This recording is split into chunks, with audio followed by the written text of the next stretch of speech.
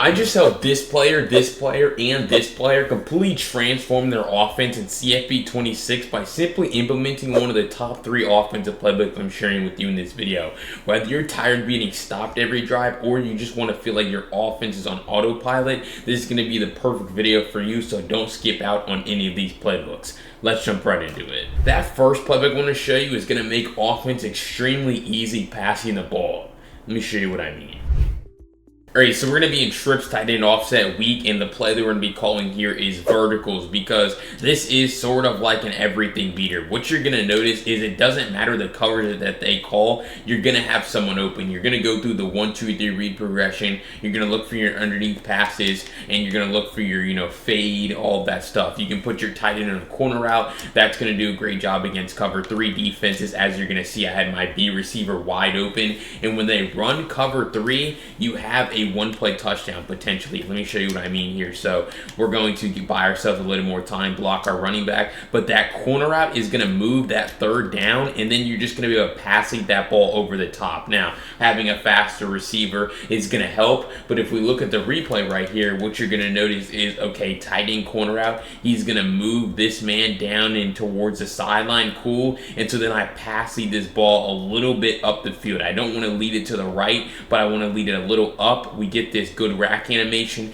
and then that's when you have the ability to turn on the jets. But also, as we know, it's a verticals play, right? So if you have just running 3 shrieks, right? So you're going to have this whole shot wide open up the sideline, especially if your quarterback wants to make an accurate pass, because that deep half isn't going to know how to react or how to guard this, right? So you just run your shriek, and then you have this over the top for an easy pass lead, whole shot towards the sideline. Also, you notice though how if you get more time to throw, that fade is open. So just a lot of options here. If they blitz you, right, you have your quick little out route to your tight end, or you could look to your running back on the other side of the field on his out route. So you have so many options with this play, which is why it's one of the best. But let me show you another one here from this Georgia playbook. And that's smash return here from Gun Bunch, because what you're going to notice is we're going to put B on a shriek, we're going to put RB on a crosser, we're going to put our tight end on drag, and we are literally just going another everything beater. This is a play that you should rarely take sacks, have negative plays, throw interceptions on, because you're just going to go through your 1, 2, 3 read progression. First read's the tight end, then the crosser, then the backside return, and then really the 4th read would just be taking off with your quarterback. You see they're going to blitz us right here, and so we immediately hit our drag. Now notice how that time there's a flame icon, so you always want to know who the flame icons are on right before the play, because that's going to tell you who is going to come in free if they blitz. So right here I'm looking at the 2 guys with the flame icons. That's part of reading the defense. If they blitz, one of them does right here, so I know I have to slightly drift in the pocket the other way to really avoid the pressure. So that's really something else that you should be paying attention to, because different pass protection types entail different types of flame icons. Right here we're going to notice how we have a little bit of time to throw, so we're just going to be able to hit our crosser down the field, and when you get into open space you always want to speed boost. So really simple, another easy play here from the Georgia offense, going to make passing progression so much easier for you, because you're just going through that read progression, step up in the pocket again, and try to get that pass out in front of the receiver. So smash return, verticals, really everything you go to is a read progression that's going to be able to beat every defense. Alright, so if you enjoyed that breakdown of the Georgia playbook here in CFP 26 or found it helpful, go down below and hit that subscribe button. I break down college football 26 tips and tricks for you guys, give you guys free ebooks every single day. You don't want to miss out on any of the content. But if you want my full Georgia offensive ebook with full videos, write-ups, screenshots, everything you're going to need to dominate an offense from that Georgia playbook, go to the link down below in the pinned comment. You can grab it today by using code YouTube to get 20% off. It's super easy to run like I showed you in this video, and I guarantee to help you out. But let's jump to those final 2 playbooks, because that next one I'm going to show you is a super bomb heavy offense. It's going to make scoring touchdowns in one play really easy. Let me show you what I mean.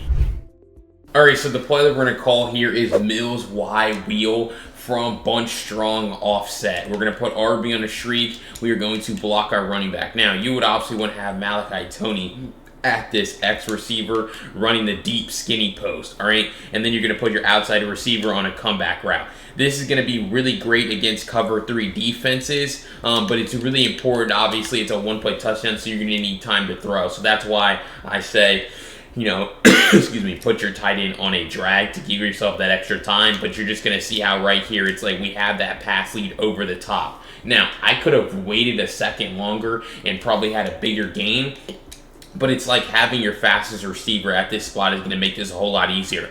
Look at this. The reason why this works is because we have our comeback route.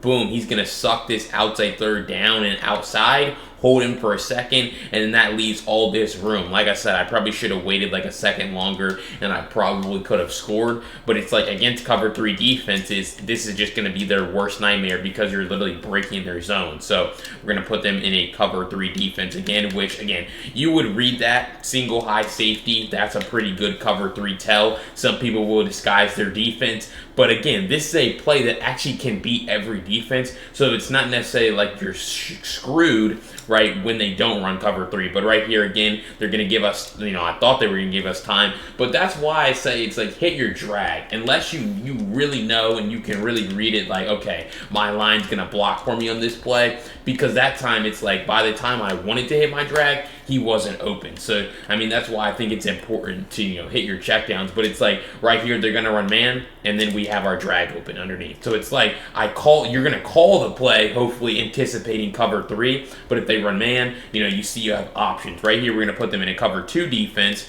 right? And so it's going to be like the same thing that I talked about, where it's like you're calling the play, hoping that you get cover 3. But here, cover 2, it's, you know, kind of the same issue for them, where it's like that middle of the field is going to be wide open. So really with this play, RB on a streak, tight end on a drag, obviously, like I said, you would want to have your fastest receiver, you know, at this X receiver position running the deep post. But we take the snap right here, we have time to throw, and so then we wait on it, and it's just going to be wide open window down the field, break a tackle, and we're out of there. What a way to end it. So that's the bomb. Miami playbook, Mills wide wheel, bunch of nasty. You put your fastest receiver in that spot, it makes it a whole lot easier for you, but regardless, against every defense, as you saw, you have someone open. All right, before I jump to that final playbook here in CFB 26 that you're absolutely not going to miss, make sure you subscribe to this channel. Again, I'm the only one right now breaking down college football 26 tips and tricks for you guys every single day. You don't want to miss out on anything I have. But let's jump to that final playbook, because that's going to be what is, in my estimation,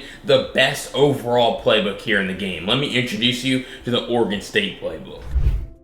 Alright, so this first play is going to be wide trail here from Bunch Strong Nasty, and it kind of goes back to what I was showing you earlier from the Georgia playbook, where we're trying to call plays that can beat every defense, because although we have a pretty good cover 3 tell, they could easily be disguised in their defense. So right here, they're actually going to blitz us, but they were in cover 3. They blitz, and then we fill the hole with a defender, or fill the hole with a receiver where their defenders left. But it's like, the thing is, if you guys have seen my Oregon State game plays, I literally call this play. I don't read the defense before the snap. I'm just reading the defense. Great drop there. I'm just reading it after the snap to really know where I need to go with the ball, because you're going to have an option against every single defense in the game, and it's really for you just about, you know, finding that guy open. You know, that's something that I think is really important for you guys, is to not really worry about, you know, the coverage that they're in necessarily, but just try to find guys open. This is a type of play, again, where you're trying to be efficient. You never want to take sacks. You never want to have negative plays with a play like this, because you don't have to,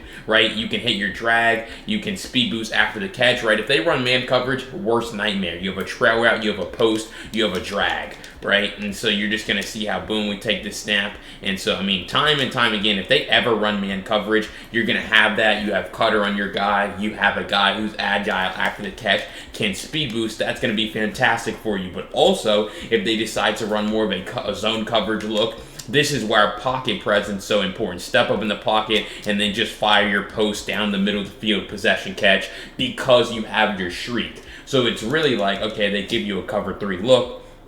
We come in here, boom, we put this man on a streak, inside third, runs up the field, and then I pass this ball down, possession catch, before he has the opportunity. So this is an example of, I know I'm going to have time. I see my offensive line double team right here, so I know I can step all the way up in the pocket. Easily could have hit this, easily could have hit this drag, but it's like this would be a 2nd and 1 or a 2nd and short opportunity where you're trying to push the ball down the field and you know you have the perfect play called. So really, this is a fantastic everything beater, as you've seen, because you're really never going to take negative plays. But let me show you a great complement to this particular play.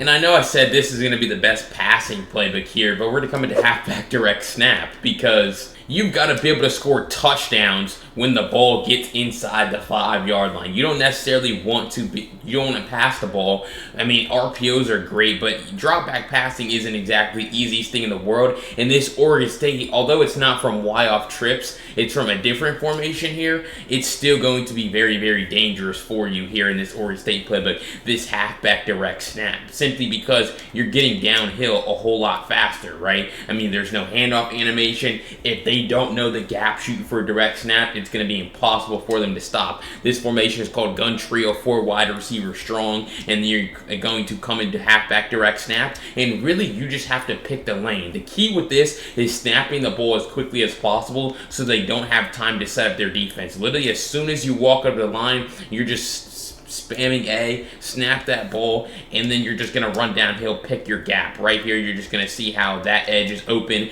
We're able to fall into the end zone. So it's like when the ball gets inside the 7, the 5, the closer it gets, the more I want to call direct snap, because it's just super easy to get downhill, really hard for them to stop. You can call this 3-4 times, and if you can pick up 3 yards a pop, which honestly isn't crazy, this is going to be very hard for them. Like I said, if they don't know the gap shoot, if they don't not in 3-5 penny 3-3 cub, they're kind of just relying on their AI to actually be able to defend this play, which, as we know, isn't going to be the most reliable thing in the world. You can speed boost out of this if you need to, right? And then I would always recommend, when it's close, when you're close to the goal line, hold the right stick up, or R3 on PlayStation, to really fall into the end zone and try to extend that ball over the goal line for a touchdown. But really, bottom line, Oregon State, you have an everything beater, and then you also have a great red zone complement to punch the ball into the end zone, really making it, like I said, the best overall playbook in the game. Alright, so if you found that breakdown of the top 3 offensive playbooks here in CFB 26 helpful, make sure you go down below, hit that subscribe button. Again, I break down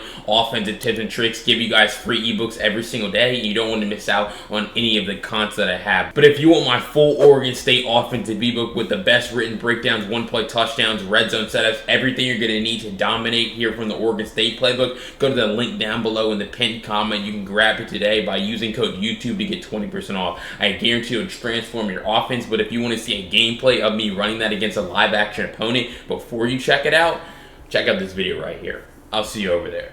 Peace.